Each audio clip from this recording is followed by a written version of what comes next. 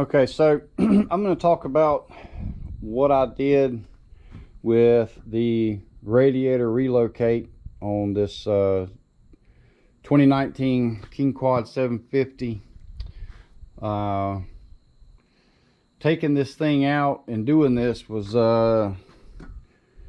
it was tricky. Probably the hardest part, I think, was just trying to get all this in place, to get these bolt holes and all in the right spot and try to make it all even, try to hold all this stuff together and do. It was definitely a trick, but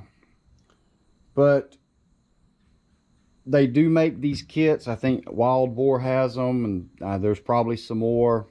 They could be anywhere from $150 to $200+. They look really nice and all, but if you're really more into if you just want functionality and cost savings, and you don't really mind if it looks like this, of course you can still customize it, and I may do more later, but basically you can save quite a bit of money just by doing this yourself.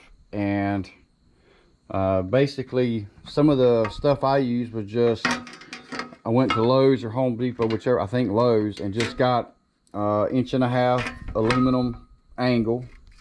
You can use steel, but this aluminum's just a lot lighter and it's a little easier to work with. 3/4 inch inside diameter heater hose that I picked up from the parts store. That's by the way, that's the old hoses, which I would suggest keeping just in case. So that's some of the of course, you know, you're going to need your nuts and bolts. I believe these are 5/16, and they're bolted right to the rack underneath. If you can see up under there. That's basically how I did that under there. Getting it off is not really that hard. You're just going to have to obviously strip the whole front of the bike, rack, front plastic, front bumper, the whole 9 yards has got to come off. Then taking it out, it's not really that hard. And then, you know, trying to fit this thing back on without much of a reference was definitely a trick. I actually had to redo this twice. I didn't really like the way it looked the first time and come out. It's not exactly the prettiest looking thing now, but it's functional. The only other thing that you could do here is there is a rubber piece. I'm going to kind of see how this thing wears over time. Might go back later and put a little bit of a rubber bushing in there. Maybe there is one that comes with it. I may go back and do that, but basically all this is I just took this aluminum, cut it all down, and left about that much, cut the hole in it for that to stick through. And just the reason I cut all of this side of the angle off was to try to get a little bit of a bend here. What I tried to go for initially was something like this. This would have almost been perfect and probably looked better, but and there may be a way to figure out how to do that. That would have really been more perfect, but I just happened to do it like that, cut the hole and put it in it. And basically over here, same way.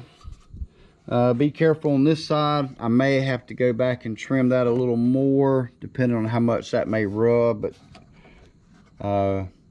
maybe trim that.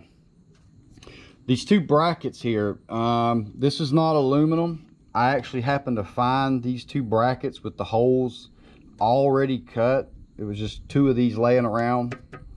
But you can make the same thing out of the aluminum or steel, whatever. It's, you know, it's not that hard. But those are steel brackets that I just happened to find.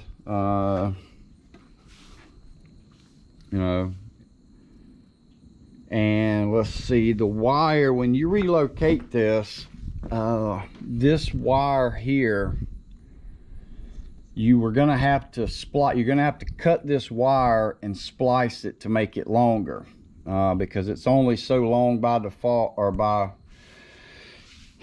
default, that what it comes with. You're gonna have to splice this and add a piece so that this can connect back up. This one here, actually, you do not have to.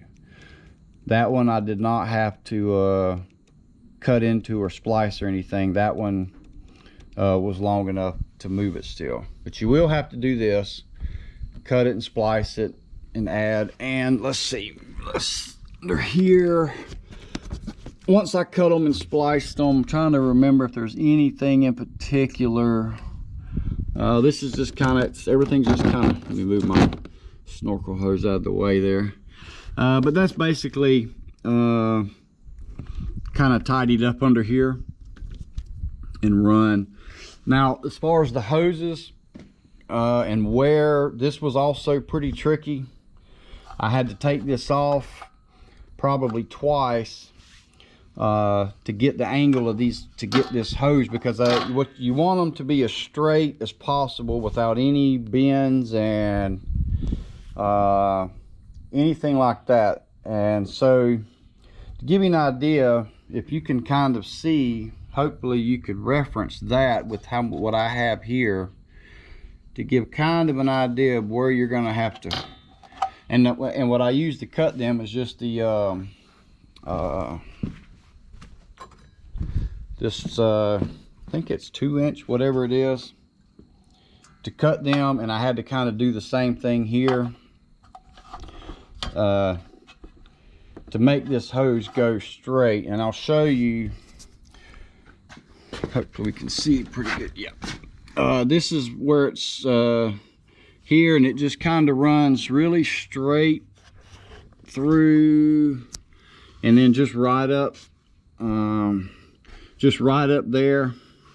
The top hose here really does the same thing. It comes through and comes straight up. Now, what I did, and the only way to make it come through here is you're going to have to, the power steering bracket here is plastic, and you're going to have to do a lot of cutting. I cut a lot of this power steering bracket off to make room. I basically just left, the bracket will bolt in on top up here, and that's pretty much about it. And I cut a lot of this plastic off of this power steering holder. But if you cut a lot of the plastic off here, you can get this hose to run just right straight up through there, because before it was trying to come around and out, up through there and out, and it was a mess. There was too many bends and all.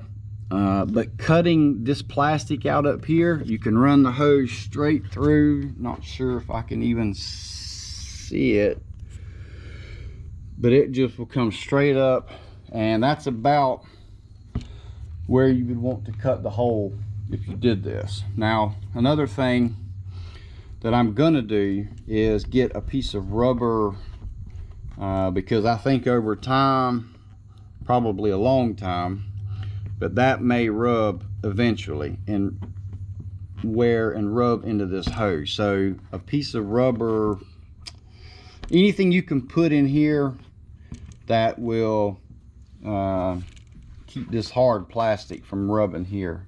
And probably the same thing here. Let's see if I can get a little better view. This was the bottom hose. This is kind of how it ran through there. Up, pretty much just a straight shot, and right up through here. And you can see though that I cut a lot of this bracket out, because it would come way out, and it, you know, I haven't had any problems with it yet. And so you can see, you can't really see the back hose too much, maybe through there a little bit, to get the idea of how to run it. But all in all, it wasn't too bad. It was a nice project. I'm sure the kit would be, if you bought the kit, would be 100 times easier. But if you want to save quite a bit of money because this aluminum's not that expensive. The hoses was, you know, about 89 cents a foot or something, and you only need a few feet. I got 10 feet just to be safe, which I had plenty left over. I did go back with just the regular hose clamps. Trying to just think of anything else.